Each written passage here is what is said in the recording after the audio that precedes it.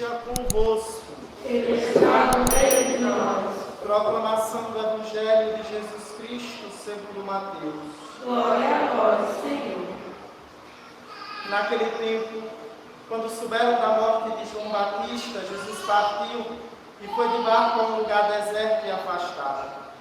Mas quando as multidões souberam disso, saíram das cidades e o seguiram a pé.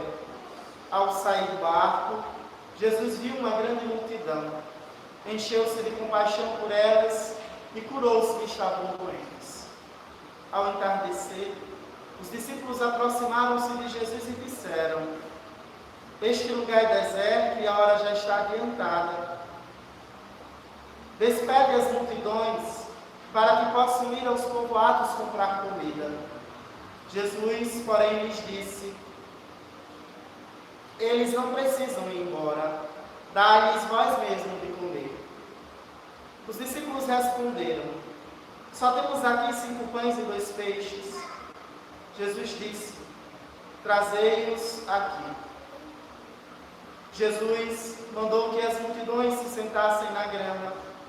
Então, pegou os 5 pães e os 2 peixes, ergueu os olhos para o céu e pronunciou a bênção.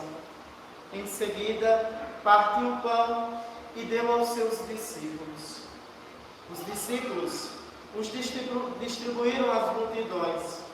Todos comeram e ficaram satisfeitos. E dos pedaços que sobraram, recolheram ainda 12 cestos cheios. E os que haviam comido eram mais ou menos 5.000 homens, sem contar mulheres e crianças. Palavra da salvação. Glória a vós, Senhor. Amados irmãos e irmãs, queridos paroquianos que nos acompanham pelas nossas redes sociais, particularmente aqueles que estão enfermos, ou aqueles que estão impossibilitados de chegarem à nossa paróquia de modo físico. Hoje, a liturgia, neste momento histórico para a gente, digo histórico porque nós nunca, em nenhum momento da história, vivemos um tempo como esse. E também é histórico para a nossa comunidade, para a nossa diocese, este dia, mesmo sabendo da possibilidade de um retrocesso ou de um progresso. Mas, como dizem, o começo se faz começando e nós estamos tentando. Amados irmãos, hoje nós nos deparamos no início do Evangelho com uma triste notícia. A notícia do assassinato de João Batista. E nós lembramos por que João foi preso. Porque João perdeu a cabeça. Antes de tudo, porque João, ele foi voz de Deus. Foi voz profética.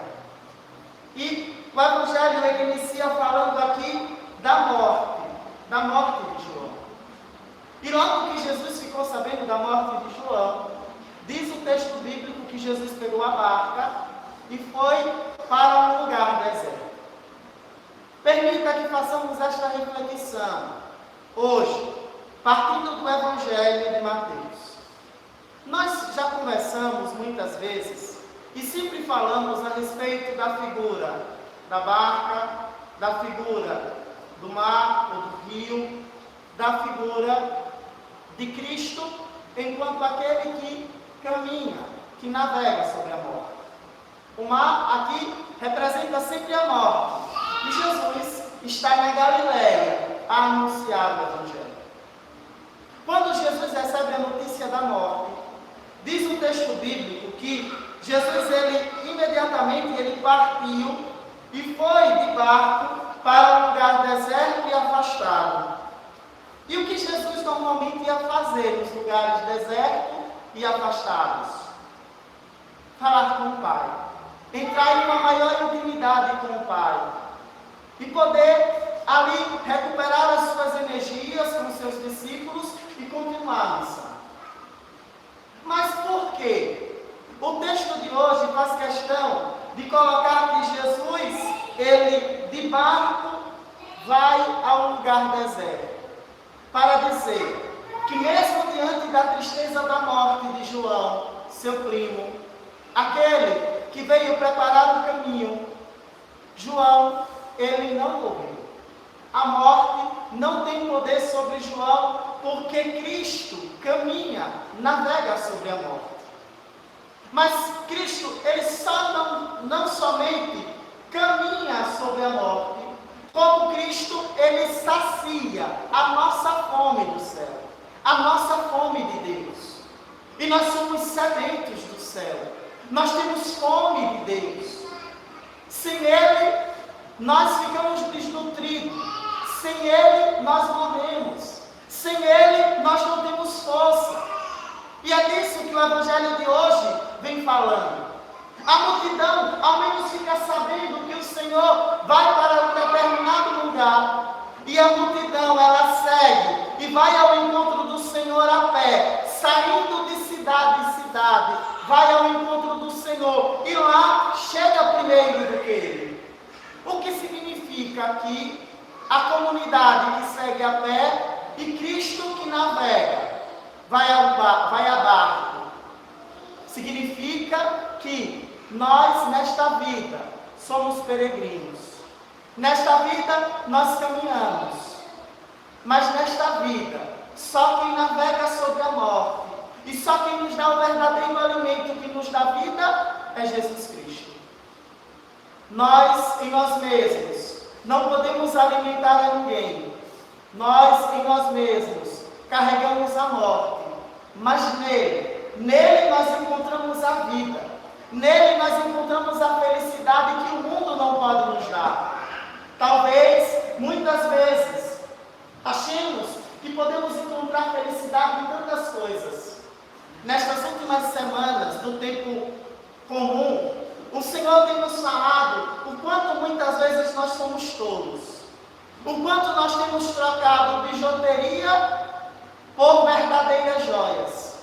O quanto nós temos esquecido quem é Deus. E talvez, amados, hoje, para alguns, a pandemia trouxe uma consciência que antes nós achávamos e que era falsa, e nós sabíamos que era falsa, mas a certeza de progresso nos mostrava que nós éramos super-homens. Quando se tinha remédio para tudo, quando se achava que tudo a tecnologia resolvia, quando se achava que o homem já estava acima de Deus e que nós não precisávamos de Deus, quando se falava que falar em Deus é uma besteira, e quando vimos o quanto nós somos fracos e o quanto nós somos frágeis. Mas entendam, amados, aquele que nos ama, aquele que nos conhece, aquele que conhece a nossa fragilidade, ele olha para nós, e assim como o evangelista hoje nos diz, olhando para a multidão, o Senhor sente compaixão, e sentindo com o outro, sentindo conosco, sentindo a nossa dor, ele nos dá a cura. Mas a cura que ele nos dá não é uma simples cura física, não é uma simples cura artificial do corpo que nos leva à perdição da alma. Não, a cura que o Senhor nos dá é uma cura que aviva a nossa alma, aviva a nossa vida. Ele nos dá um alimento que não é um alimento perecível, mas é o alimento perfeito. Vamos observar uma segunda coisa aqui neste evangelho. Os discípulos diz ao Senhor: Senhor, dispersai, mandai esse povo embora, porque está ficando tarde e esse povo está com fome. O que é que o Senhor diz aos discípulos? Dai vós mesmos e comei. Os discípulos olham um para o outro e dizem: agora deu, a gente não tem comida não. Eu não tenho, como é que a gente vai dar comida? São mais de 5.000 homens, fora mulheres e crianças.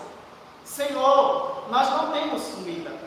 E Jesus sabia que eles não tinham comida. Mas o que é que Jesus quer nos dizer com isso? Antes de tudo, amados, que nós e nós mesmos não nos bastamos para alimentar ninguém. Nós temos necessidade de um alimento verdadeiro. E quem é esse alimento verdadeiro? Vamos lá. O que tínhamos hoje para a ceia com Cristo? O que tinha para dar à multidão? Quem lembra? 5 pães e 2 peixes. Isso aqui, lembra alguma coisa? 7. Nos lembra o quê? A perfeição. E quem é perfeito? Deus. Parabéns. Aprendemos. Deus é perfeito. Ele é o alimento que sacia a nossa alma. E ele só não é o alimento perfeito. Escute, como ele é o alimento que sacia a alma de todos aqueles que vêm ao seu encontro e que pedem deste pão. Lembra quantos cestos sobraram? Quantos? 12. Lembra quantas eram as tribos de Jacó? 12. E o que representava a tribo de Jacó para o seu povo? Para o povo. O que representava a tribo de Jacó para aquele povo? As tribos de Jacó representavam a totalidade do povo de Deus. É Deus que na sua perfeição sacia em abundância o seu povo. É Deus que não nos abandona, é Deus que nos ama, é Deus que nos pega pela mão, é Deus que nos sustenta. E é neste amor e nesta certeza que São Paulo hoje grita para o mundo: quem nos separará do amor de Deus? Quem nos separará do amor de Cristo? Tribulação? Não. A tribulação não nos separará, porque Ele é o nosso alimento. O que nos separará? Angústia? Não, a angústia não tem poder de nos separar, porque Ele é o nosso alimento, Ele é a nossa força. Perseguição, fome, nudez, perigo, espada. São Paulo hoje grita para o mundo: em tudo isso somos mais que vencedores, graças àquele que nos amou, graças a Ele que é este alimento, a Ele que não nos abandona. Talvez, se São Paulo hoje estivesse aqui, ele diria: o que nos separará do amor de Deus? O Covid-19? Não. Observe, terceiro observe de hoje, né? Vamos observar uma coisinha aqui. Nenhum Covid foi capaz de limitar o poder santificador do Cristo que alimenta. Olhem o que o amor de Deus impulsionou na nossa vida para os verdadeiros cristãos.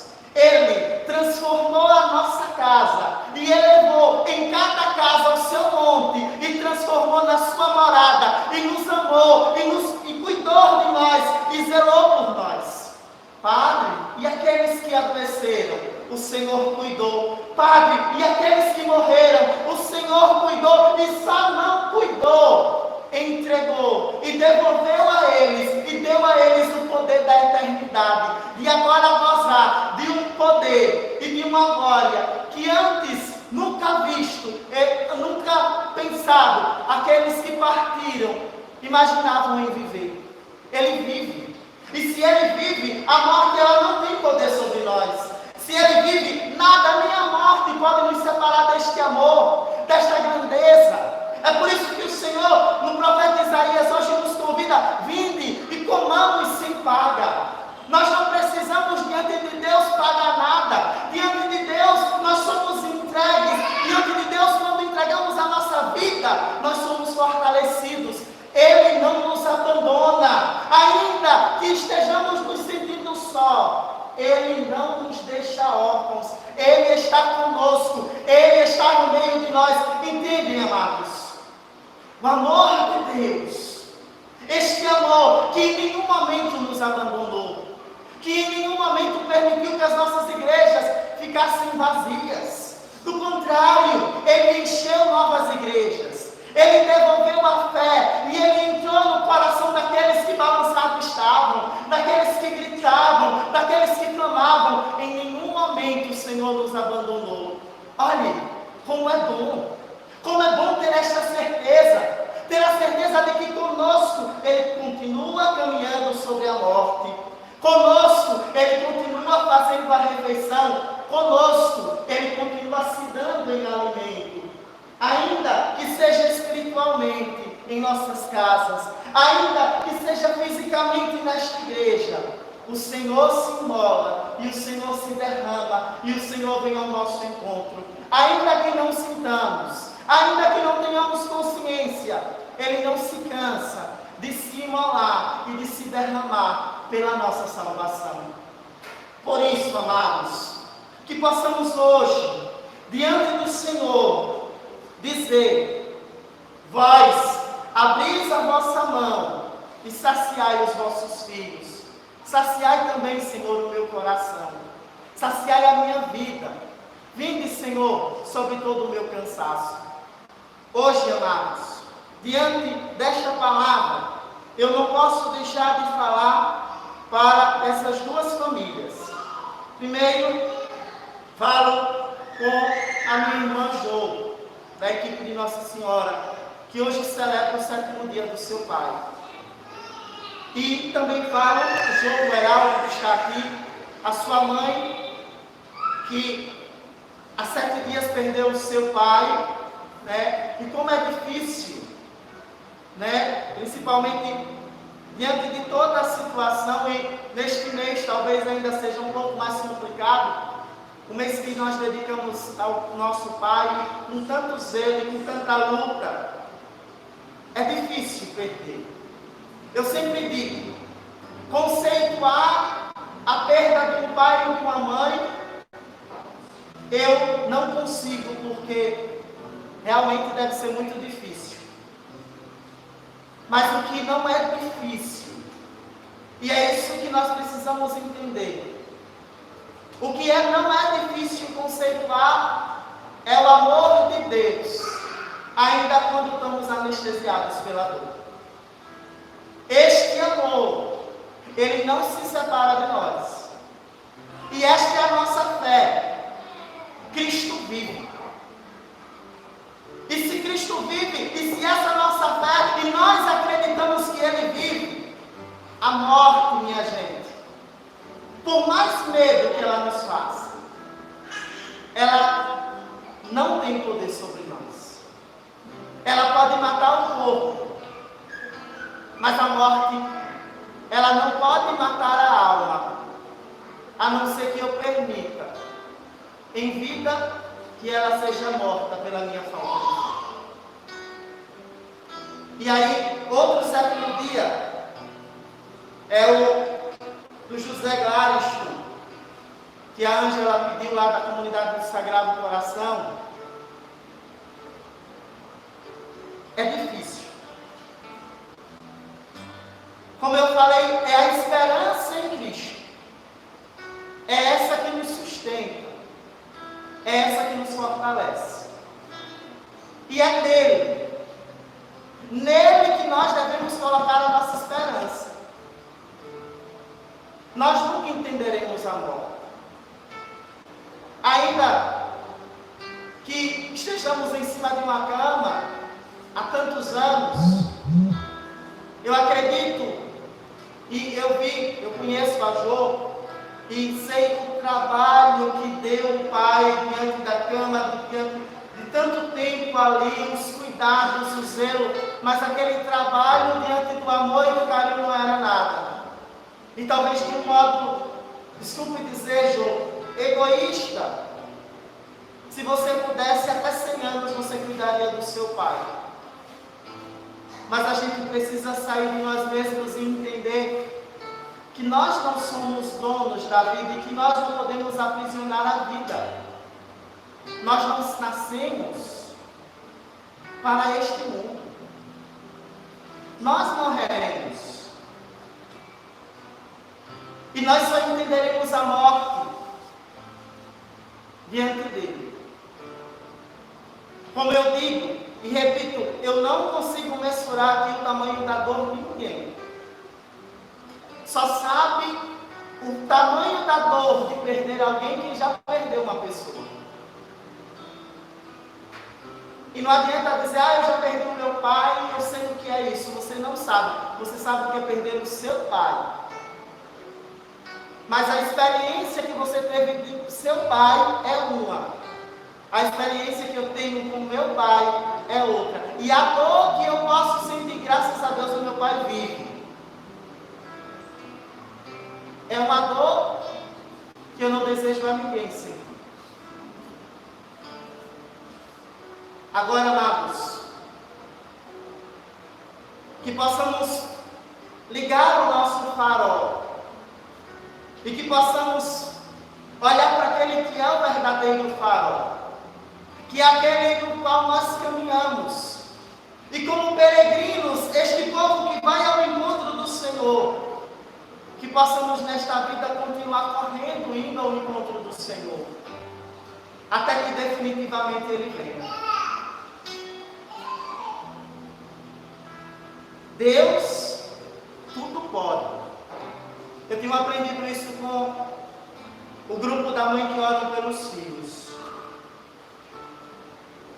É uma frase que nós já sabemos, mas que na repetição e na meditação, diante daquilo que a nós parece impossível, repetir: Deus pode tudo, tudo, tudo, tudo. É a certeza do bálsamo, quando a razão em nós já não consegue explicar. Somente aquele que se lança na fé, somente aquele que se permite subir com Cristo na barca e navegar sobre a morte, é capaz de se deixar tocar pelo refrigério da alma. Por isso, as minhas orações a toda a família, tanto do José Gladstone como do Senhor Manuel Raimundo. Que Deus, em sua infinita misericórdia, possa acolher as suas almas no paraíso. Louvado seja nosso Senhor Jesus Cristo.